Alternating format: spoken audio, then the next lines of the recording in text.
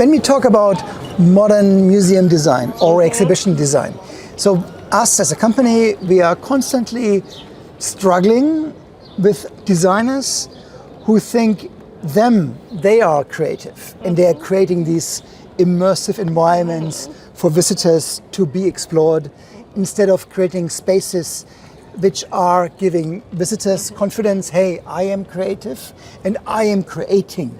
Right, and I am creating. So one of the things that we've done together in this specific place, Midland, is create experiences that they in themselves are ongoing.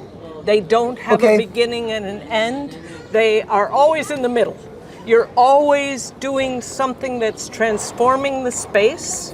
Right. And you're never finished. Okay, but it also means in a way that the museum would give ownership to its visitors. Yes. And, yes. And now to mention another name next to Oppenheimer, that's always like this wonderful Falk, who wrote this book, Thriving into the Knowledge Age. He was writing about it, that we need also like new forms of governance of museums in a way.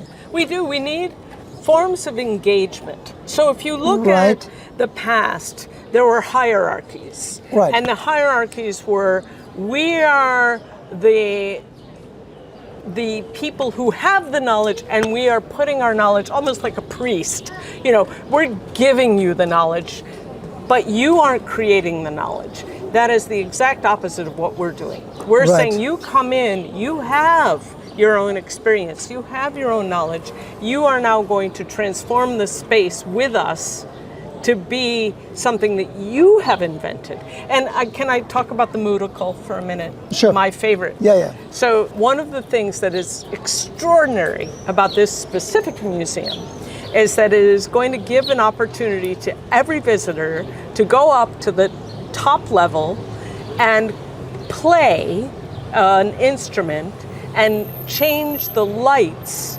in all of the hall. That's unusual. That is incredibly unusual.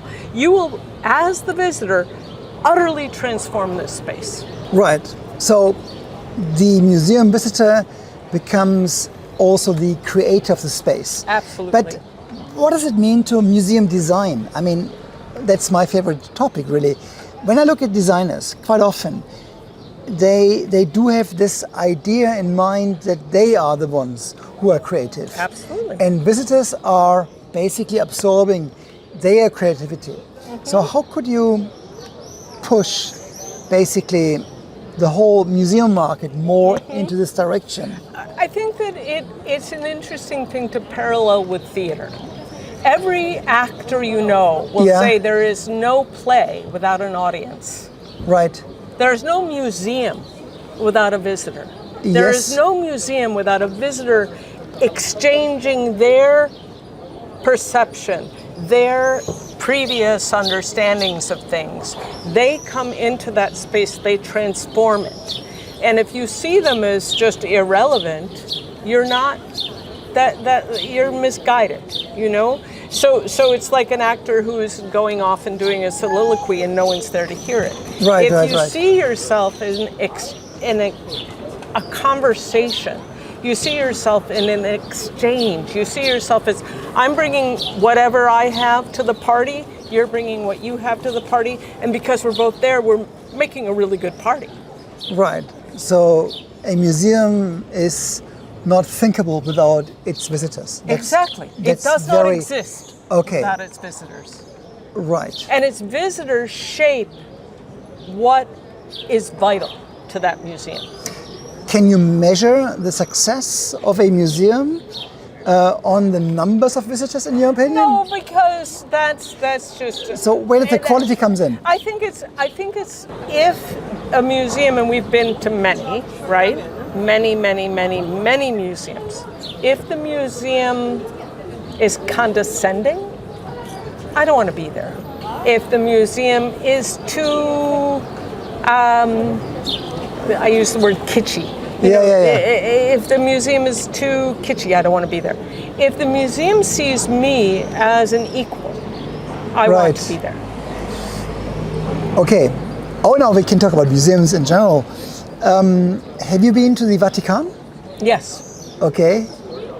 Okay. So, in your mind, what's the worst museum you've ever seen? I mean, what is worst? the worst? No, seriously. It's an interesting question. I think the museums that preach. To use So we are that term. at the Vatican. Right. That preach, that are trying to say, you must obey what I am telling you. Okay. Instead of saying, what do you think? Did you read this new essay of John Falk on museums, this whole idea of well-being? No. You didn't? No, I need to. That is for me quite interesting, seriously, that a museum is a place of well-being, Yes. but also a museum is a place which is enabling you to reflect on life, on things. So one of the things that in the United States where I live, we have very few institutions that we trust. We just don't trust Yeah, but them. But there's But evidence that museums- people do trust. That's Right. the thing. That is the remarkable thing. Museums are trusted.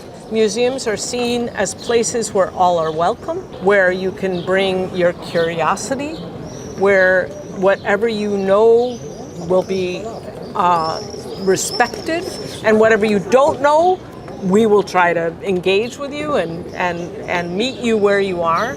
And that's something I never want to take for granted, that we create trusted spaces.